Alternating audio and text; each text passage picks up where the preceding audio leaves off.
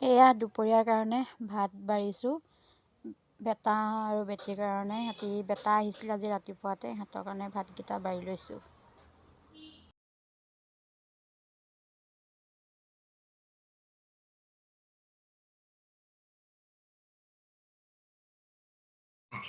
আজি ৰাতিপুৱাতে মানে বেটা আহিলে, তাৰ গাটো ভাল নাছিলে। দুদিন মানে মাদ্ৰাছাৰ পৰা 2 দিন হ'ল অহা, ঘৰত আছিলেহি। এতিয়া ৰাতিপুৱা সৰু মোমায়েকে থৈ আহিলে। সি ক'লে অহাৰ লগে লগে খিচিৰি দিলোঁ, খিচিৰি খালে। তাৰপিছত এতিয়া এয়া সিয়ে ক'লে বোলে আমি বোলে মই ব্ৰইলাৰ অকণ আনি পেলাই এয়া আজি খাই আছে ভাত। সেইকাৰণে উলিয়াই থৈছোঁ। এয়া বেটাই খাইছে। বেটা এয়া চাটনি আৰু নেমু চাটনি নানি ঘৰৰ পৰাই মই বনাই আনিছিলোঁ। ধনিয়া চাটনি হয়। জ্বলা নাই, জ্বলা দিবলৈ পাহৰিলোঁ মই। আহা বেটি, মই খুৱাই দিছোঁ আহা।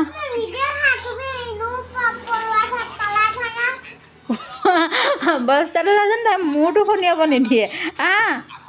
বহা, নিজে খাব পাৰিবা? খোৱা, বহি লোৱা। বহা, ইয়াতে বহা। বেটা আহা, বেটা ওচৰত খাবা যদি বেটা।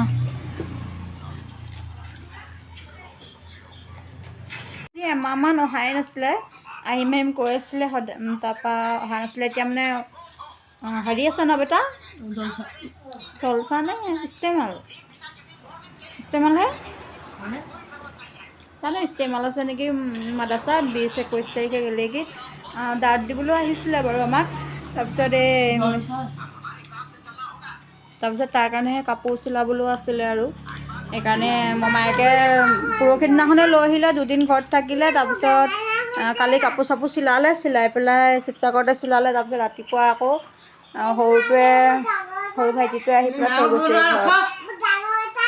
মোৰ মানে মুখত ইমান গুটি উঠিছে। ক্ৰীম আৰু ফেচৱাছ এটা লগাইছিলোঁ, লগোৱাৰ পৰা মুখখন অৱস্থা নাইকিয়াহে হ'ল। খোৱা, জলদি খোৱা। মই বেটিক খুৱাই দিছোঁ দিয়া। সি বহুত দিন অহা নাই, ভালো নালাগে। আহিছে এতিয়া ভাল লাগিছে। সি নিজে আবায়ে পইচা দিছিলে চাগে। সি আবাৰ ৰাতিপুৱাই আহি ক'লে মোক মাছ আনিম। মই বোলো মাছ আনিব নালাগে, অকণমান দূৰলৈ যাব লাগিব। তাৰপৰা সি ব্ৰইলাৰকে আনিলে, বনাই মেলি দিছোঁ, খাইছে এতিয়া। খোৱা, জলদি খোৱা। মই খুৱাই দিছোঁ। হাঁহি দিয়া। খোৱা জলদি।